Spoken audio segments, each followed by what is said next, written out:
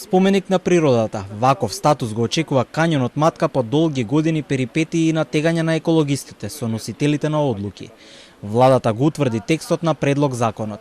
Првиот филтер е поминат, а образложението е заштита на природните посебности карактеристични за кањонот. Матка во последните години е нагрдена и со разни дивоградби, платформи и диво поставени конструкции за нечии профит. Проблем кој се уште не се решава, а не се знае ниту што ќе биде во иднина.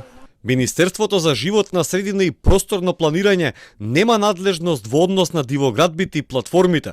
Со законот за прогласување на Матка за заштитено подрачје се уредуваат категоријата на заштита, границите на заштитеното подрачје, зоните на заштита со кои се одредува каде и какви активности може да се преземаат во заштитените зони, како и начинот на управување. Телма се обиде да стапи во контакт со првиот човек на општина Сарај и општинските служби. Што ќе биде со дивоградбите и платформите и дали истите ќе бидат урнати, надлежните не кажуваат. Непознат е и бројот на дивоградби таму и покрај тоа што тој дел набрзо ќе стане споменик на природата. Предлог законот е предложен од страна на секторот животна средина.